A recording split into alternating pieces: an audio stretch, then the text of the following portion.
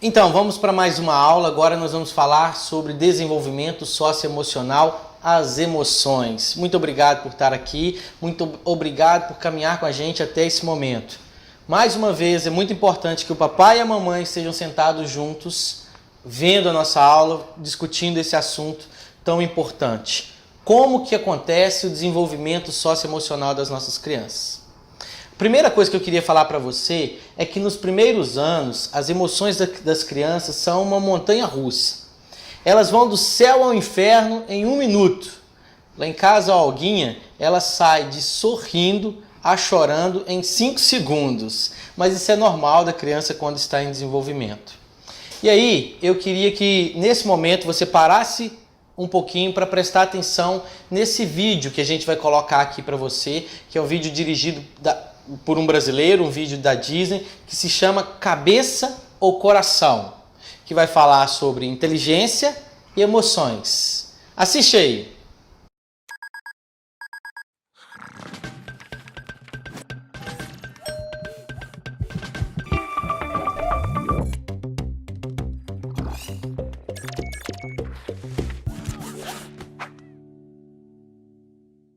Agora que você já assistiu, eu queria te fazer uma pergunta filosófica. Chega a ser filosófica. O que é mais importante, o consciente de inteligência ou o consciente emocional? O que você acha mais importante para o seu filho? Ser muito inteligente ou ter uma inteligência emocional maior? Já pensou sobre isso? Muitos pais não pensam sobre isso. E aí eu quero mostrar para vocês nessa aula que quanto um, tanto o outro, são muito importantes. Não adianta ter uma inteligência lá em cima se eu tenho um consciente emocional muito ruim. Mas Marconi, o que é esse negócio de consciência emocional? Consciente emocional. O que é? Consciente emocional são as habilidades de reconhecer e controlar os próprios sentimentos, como ler e responder os sentimentos dos outros. Vamos lá. Habilidade de conhecer e controlar os próprios sentimentos, bem como a capacidade de ler e responder os sentimentos dos outros. O Fórum Econômico Mundial de Davos, em 2015, colocou que entre as habilidades mais importantes do homem, do profissional do futuro, estão criatividade, relacionamento intrapessoal, relacionamento interpessoal. Falou de inteligência? Não falou de inteligência. Isso aqui prova o quanto é importante o desenvolvimento das emoções dos nossos filhos. Quando eu falo habilidade de reconhecer e controlar os próprios sentimentos, eu falo de inteligência intrapessoal. Quando eu falo de reconhecer o sentimento dos outros, eu falo de uma coisa chamada teoria da mente, de saber o que aquela pessoa está pensando, o que aquela pessoa está sentindo, de acordo com a minha postura. E é muito importante você saber que o seu filho tem que ter desenvolvimento intelectual, inteligência, mas também tem que ter inteligência emocional. Você tem que ensiná-lo a ter essa leitura de si mesmo e do outro. Vamos para frente. Voltamos lá na anatomia. Por quê? Porque é importante você entender uma parte do nosso cérebro chamado sistema límbico. O sistema límbico, grosseiramente falando, ele é formado por uma parte chamada hipotálamo e a amígdala. Essas duas regiões são regiões importantes de controle das nossas emoções. E essas regiões são responsáveis por exteriorizar as nossas emoções. Ela fica mais ou menos aqui nesse meio. Por que ela não fica tão alto? Porque o estímulo precisa chegar bem rápido. Já imaginou você vendo uma cobra? O seu filho vendo uma cobra. Ele tem que ser logo alertado, tem que ter uma emoção e parar. Medo. O medo é uma emoção. E aí é muito importante a gente entender um pouquinho que o sistema límbico controla o nosso sistema adrenal, aquela da adrenalina, mas também controla algumas porções do nosso sistema endócrino, dos nossos hormônios. Tá, você entendeu sobre o sistema límbico, que é aquele sistema que trata das emoções. Mas tem outras coisas nas emoções. O nosso cérebro, ele tem um lobo direito e um lobo esquerdo. Uma parte direita e uma parte esquerda. Eu já até falei isso em alguns vídeos atrás, mas eu gostaria de repetir. O nosso lobo direito é responsável pela escrita, pela lógica, pelo raciocínio da música rítmica. E o nosso lobo esquerdo é responsável pela intuição, pela emoção, pela imaginação, pela criatividade artística, pela música, pela melodia. Quando a gente está falando em inteligência, capacidade de categorizar, muitas pessoas pensam mais nesse lado direito do cérebro.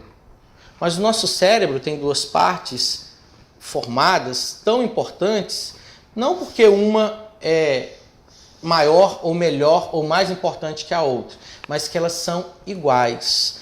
É importante ter inteligência, mas é importante ter também inteligência emocional. Do ponto de vista evolutivo, o nosso cérebro também pode ser entendido como um cérebro trino. O que é esse cérebro trino? Esse cérebro trino teria uma parte mais inferior, que seria um cérebro mais reptiliano, responsável pela sobrevivência, fome, medo, estresse, agressividade. E teria um sistema um pouco mais desenvolvido, que é o cérebro límbico, que você já sabe o que é o sistema límbico, responsável pela emoção, pela percepção consciente, e teria então um cérebro, um neocórtex, que é mais desenvolvido em todos os animais, no homem. E esse neocórtex é responsável pelo raciocínio, pelo reflexo, pela categorização, pelo que as pessoas acostumam confundir com inteligência propriamente dita. Nós vamos ter um capítulo de entendimento, um módulo de entendimento do cérebro da criança. E lá eu vou te ensinar a conectar esses dois lados, o lado direito com o lado esquerdo, no cérebro trino, conectar o cérebro reptiliano com o cérebro emocional, com o neocórtex, para que você entenda como fazer isso com uma criança. Mas nesse momento, o meu objetivo é mostrar para você como que é o desenvolvimento na criança dessas partes socioemocionais. O primeiro marco de desenvolvimento da criança ocorre por volta de 6 semanas de vida. E você sabe qual é? Pensa aí. Qual que você acha que é o primeiro marco do desenvolvimento emocional de uma criança? Pensou? Vamos ver se acertou. É o sorriso. O sorriso é o primeiro marco do desenvolvimento de uma criança. Por volta de 6 semanas, a criança já consegue sorrir em resposta aos seus pais, em resposta às pessoas que estão ali em volta. Isso me fala a favor de um bom desenvolvimento socioemocional. Você vai falar comigo assim, mas o meu já sorria com 2 dias. O meu saiu da maternidade sorrindo. Que bom, que ótimo. Só que isso não era parte do desenvolvimento socioemocional. Isso era parte do desenvolvimento da musculatura. Provavelmente ele sorria em reflexo para estimular as suas musculaturas da mímica, mas não por um desenvolvimento socioemocional que acontece a partir de 6 semanas. E o segundo marco do desenvolvimento emocional da criança ocorre por volta de 8 semanas. Será que você vai acertar dessa vez? Será que você acertou primeiro? Qual é? Vamos lá? Esse é mais difícil, né, mamãe? Essa é a protoconversação, que a criança já começa a fazer os arulhos. Mamãe não, mamãe é balbucia. Ela começa a fazer isso. E sabe o que é muito importante no desenvolvimento socioemocional nessa fase? O manhês, que eu já falei também em aulas anteriores. O que é o manhês? Dadá, neném, mamãe tá aqui, mamãe te ama. Ah, papai, neném do papai. Cadê o neném do papai? Isso é excelente. de se fazer com a criança, porque a criança desenvolve as suas habilidades emocionais. Isso também é chamado de paparicação, né? Não é a paparicação do molejo. Te ganhei no paparico, te papariquei. Não, é a paparicação com a criança. Neném, coisinha mais fofinha da mamãe, coisinha mais lindinha do papai. Ela começa a desenvolver seu comportamento socioemocional através da protoconversação, que é o segundo marco no desenvolvimento emocional da criança. Olha só, se a gente pegar assim, no primeiro ano de vida, qual o principal marco do desenvolvimento emocional da criança? Terceira pergunta, será que vai acertar? O principal marco é o vínculo familiar. Isso é ultra mega importante.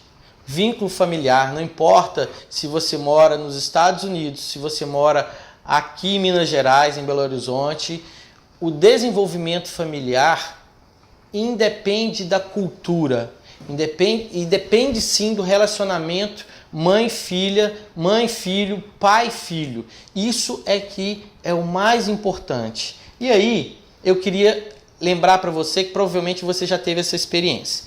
A criança, ela vai desenvolvendo socioemocionalmente, e sendo que nos primeiros 7, 8 meses, a criança ela não tem distinção ainda direito daquele que pertence à família do que não pertence à família. Como assim? Você leva sua criança no médico com 5, 6 meses, o médico examina, mexe, ela sorri em resposta, ele pega, aperta, escuta, não tem medo nenhum, não tem choro nenhum. Muito bem, você volta na consulta de 9 meses, meu Deus, o médico não consegue nem pôr a mão na criança, ela chora e se irrita, ela se estressa. Por quê? Porque ela já sabe que não existe um relacionamento familiar, não existe um vínculo familiar com aquele cidadão, com aquele médico que está examinando. Isso não é ruim, isso é bom. Ela sabe, olha, esse não é da minha família, meu papai e minha mamãe sim.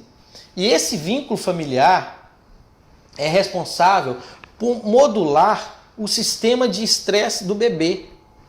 E aí eu vou falar uma outra coisa aqui, que às vezes eu sou até criticado, é que crianças pequenas, os pais às vezes gostam de deixá-las chorando no berço. Não, é para aprender, é para aprender. Aprender o quê? Essas crianças têm que se sentir seguras. Se a sua criança fica chorando, estressada no berço, você está provocando um estresse dela que pode atrapalhar o seu desenvolvimento emocional. Então não tem disso que criança tem que ficar até 3 meses chorando no berço. Diferente de uma criança de 1 ano e meio que já tem um entendimento comportamental, que consegue manipular a mãe. Aí sim, se ela não dorme na caminha dela e ela vai precisar de ficar uns 2 ou 3 dias chorando, tudo bem. Mas lá no inicinho ela nem sabe o que é isso. Então, o vínculo familiar é responsável por modular o estresse. O que é isso? Quando eu tenho vínculo, o meu bebê ele é mais seguro.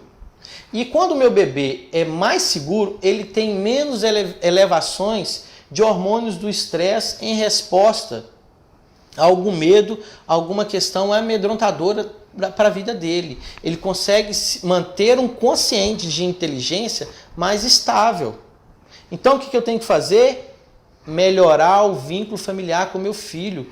Meu filho tem que querer e tem que gostar de estar junto comigo. Como é que eu consigo isso, mamãe? Como é que eu consigo isso, papai? Toda vez que você estiver brincando com ele e que você estiver sentindo prazer e que ele estiver sentindo prazer, joinha, você está melhorando o vínculo familiar com seu filho. Ele vai gostar de ficar perto de você. Ele vai melhorar o consciente emocional. Brincar, mas brincar não por obrigação, brincar com prazer. Vínculo familiar é protetor do estresse tóxico. Nós vamos ter uma aula provavelmente de estresse tóxico. Eu quero que você entenda o que é isso.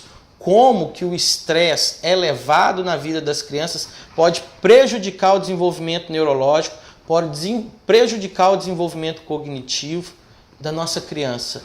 Como é que eu faço para proteger isso? Aumentando o vínculo familiar, aumentando o relacionamento pai-filho, aumentando a relação com a criança, esfregue, encoste, afague.